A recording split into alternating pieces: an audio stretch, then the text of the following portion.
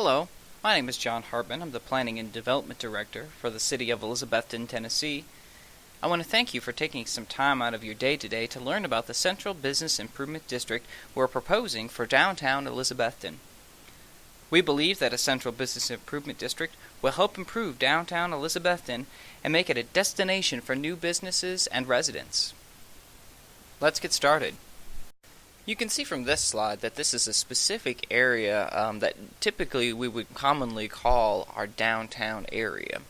And this is from a plan that you may be familiar with or heard called the McGill Plan before.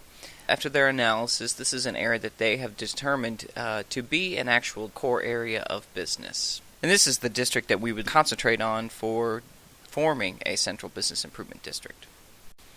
Many times I've heard in the development preparation of this proposal that why doesn't City Council or why doesn't the city make improvements in the downtown district?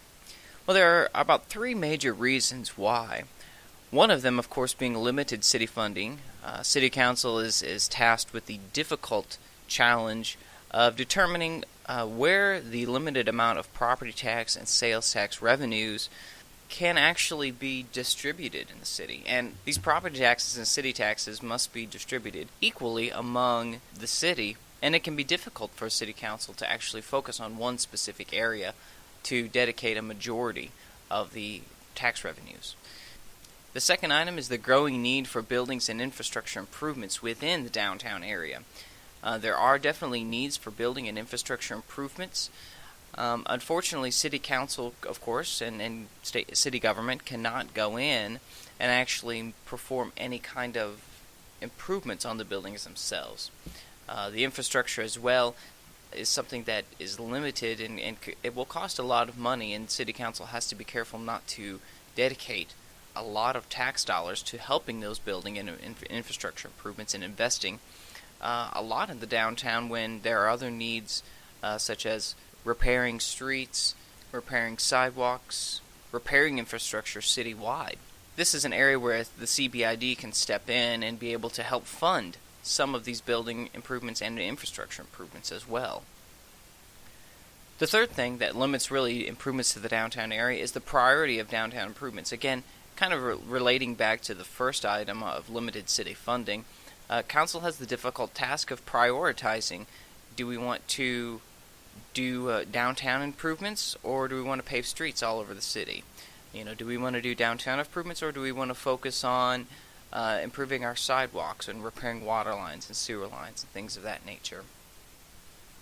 And so a combination of these three items are really some of the biggest limitations to actually tax dollars being dedicated to the specific downtown district. At this point, I'm sure many of you have begun asking, John, you keep talking about this Central Business Improvement District, or CBID, but what actually is a CBID?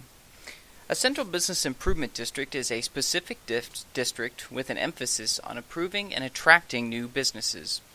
A Central Business Improvement District also serves to provide additional services above and beyond what the current municipality provides. The funding for a Central Business Improvement District also is based on a special assessment. And we'll look at this in a few slides, but Tennessee Code Annotated requires that a Central Business Improvement District special assessment be based on the benefit from the district. In other words, this could be square footage, frontage, the evaluation of the property.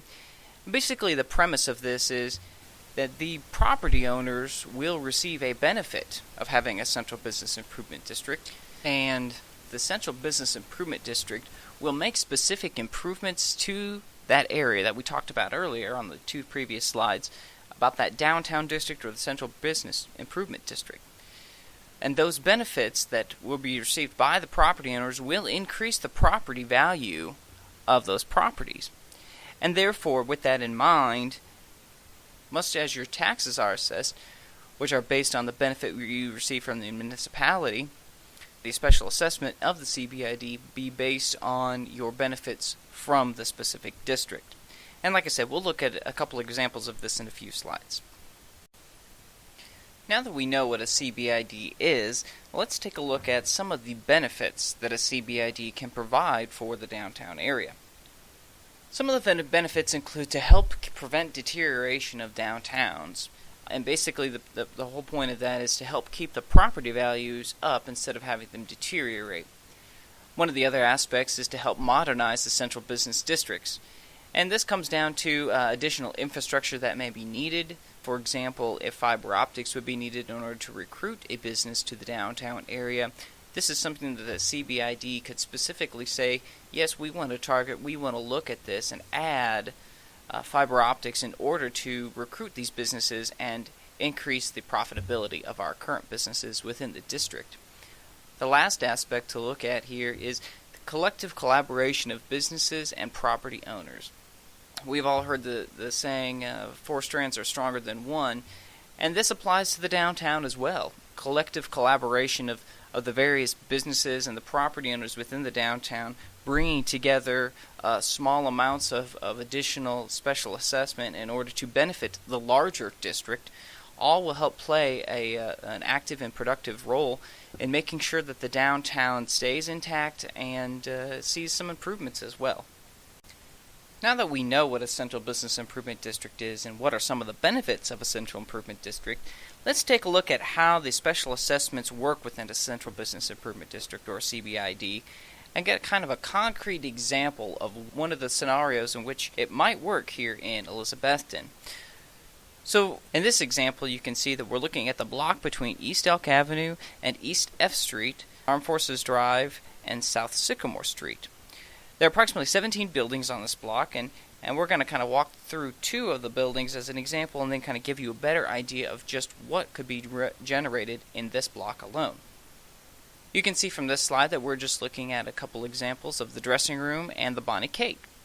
The dressing room has approximately 25 feet of linear frontage on Elk Avenue, and the Bonnie Kate has approximately 50 foot of frontage on Sycamore Street. Based on a $1 per linear foot of frontage scenario in which a special assessment could be based, the dressing room annually would pay $25 and the Bonnie Kate would pay $50 annually. Taking a look at this scenario and applying it throughout the entire block, you can see the various properties, how much frontage they have, and how much they would pay annually in special assessment. Just this block alone would generate $804 annually towards a Central Business Improvement District. Now you might say that's not very much, but it's enough to help somebody put some paint on a building that may not be up to par, or help a downtown business with a facade grant that they may need. This money could also be used to install benches, put up new signage on the light poles, etc., all which would benefit and help improve the downtown area. I hope at this point I've piqued enough interest in a Central Business Improvement District for Downtown Elizabethton to make you wonder, well, how do we create a Central Business Improvement District? Well, Tennessee Code Annotated actually gives us direct instructions on how to create a Central Business Improvement District. There are two ways that a Central Business Improvement District can be created, and two ways that a Central Business Improvement District can be operated. The two ways that it can be created are, one, by a petition of 3/4 of the property owners, or two, by resolution of City Council. Either of those scenarios will allow for the creation of a Central Business Improvement District. Once that district has been created, there are two different ways in which it can be managed. One is through the Board of Assessment and the City. The second is through the District Management Corporation. In the Board of Assessment and City model, the City will actually manage and implement all of the projects or improvements for the Central Business Improvement District. A Board of Assessment is in place in order to assess each property and determine how much the special assessment will be for that property. The second way of managing is the District Management Corporation.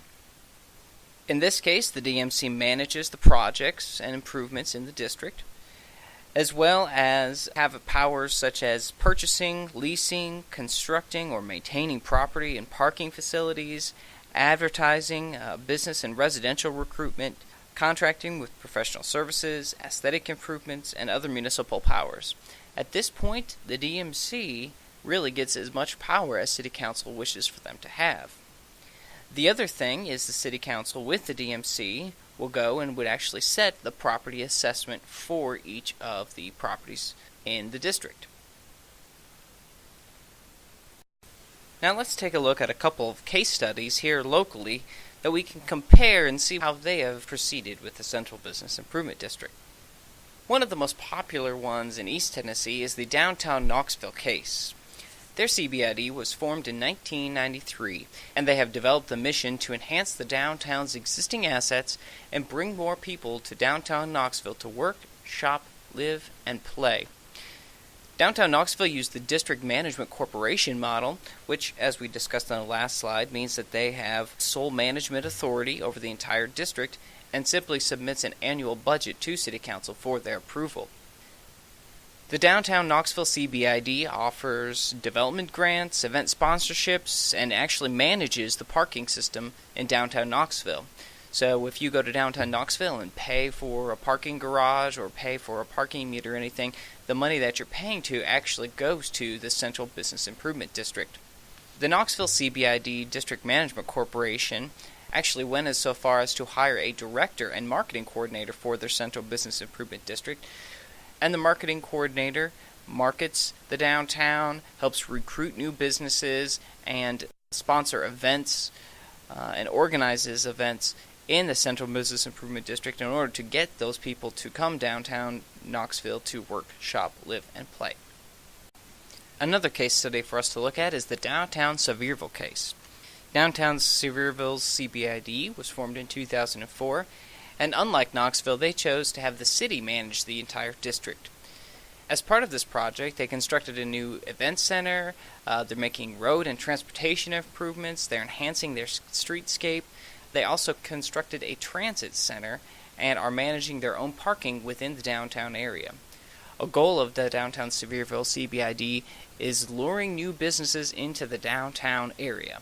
And by making all of these improvements, they will help increase the property values and help lure those businesses into the downtown area.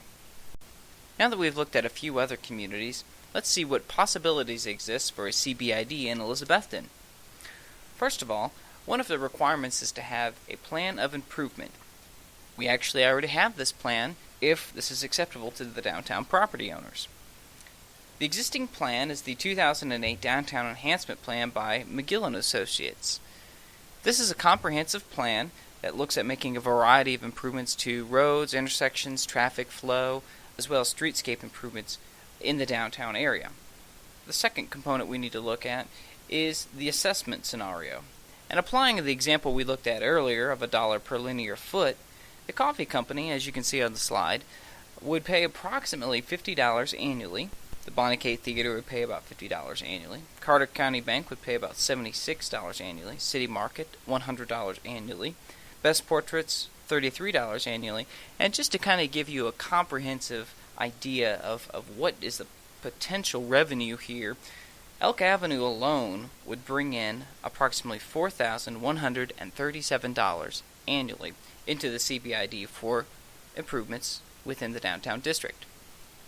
Now, to get a better idea of exactly what improvements we could make with $4,137, we're projecting that based on the $4,137 brought in by Elk Avenue alone, we project about $8,000 could be generated for a CBID completely, including all the downtown area. So what can that $8,000 do for us?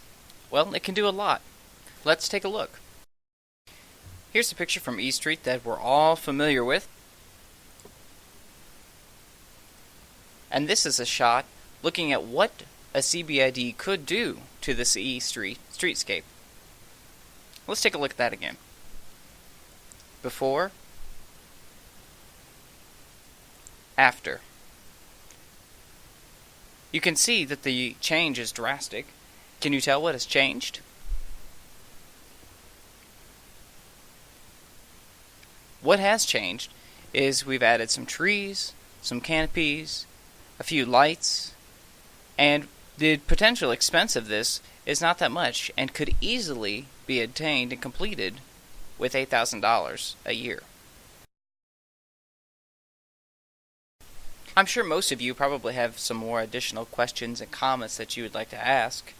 If so, please leave them in the comments box below and we'll do our best to answer them as frequently as possible. Thank you for taking the time today to watch this video and learn more about the Central Business Improvement District in Downtown Elizabethton, Tennessee. Here's my contact information. Please feel free to call or stop by my office with any questions you would like answered. The next step in getting the Central Business Improvement District started will be to start a petition or request to City Council to pass a resolution creating a Central Business Improvement District.